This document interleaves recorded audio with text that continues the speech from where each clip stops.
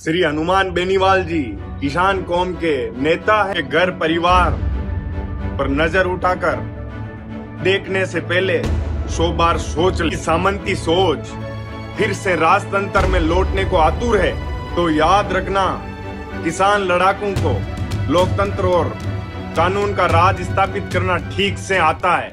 नमस्कार साथियों, सदियों से सामंतवाद के पुरोधा रहे कुछ अराजकतावादी लोग ये भूल चुके हैं कि दशकों पहले इस तुच्छ और अन्यायकारी सोच को 36 कौम की रक्षा और सार्वभौमिक न्याय के लिए किसान कौम के लड़ाकों ने जड़ से उखाड़ फेंका था। श्री हनुमान बेनीवाल जी किसान कौम के नेता हैं और देश की सबसे बड़ी पंचायत के सदस्य हैं, जिनको जनता ने चुन के भेजा है। उनके घर परिवार पर नजर उठाकर देखने से पहले 100 बार सोच लेना। यदि सामंती सोच फिर से राजतंत्र में लौटने को आतुर है, तो याद रखना किसान लड़ाकों को लोकतंत्र और कानून का राज स्थापित करना ठीक से आता है।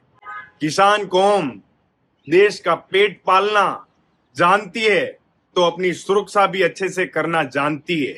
यदि किसान कौम से टकराने की सोचोगे तो याद रखना नामो निशान मिट जाएगा।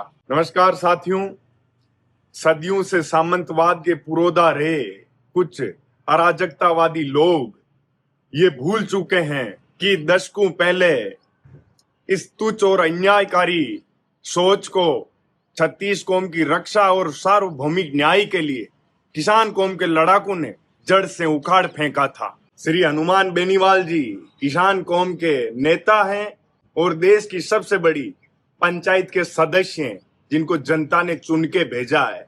उनके घर परिवार पर नजर उठाकर देखने से पहले 100 बार सोच लेना। यदि सामंती सोच फिर से राजतंत्र में लौटने को आतुर है, तो याद रखना किसान लड़ाकों को लोकतंत्र और कानून का राज स्थापित करना ठीक से आता है। किसान कौम देश का पेट पालना जानती है, तो अपनी सुरक्षा भी अच्छे से करना जानती है। यदि किसान कौम से टकराने की सोचोगे तो याद रखना नामो निशान मिट जाएगा। धन्यवाद साथियों।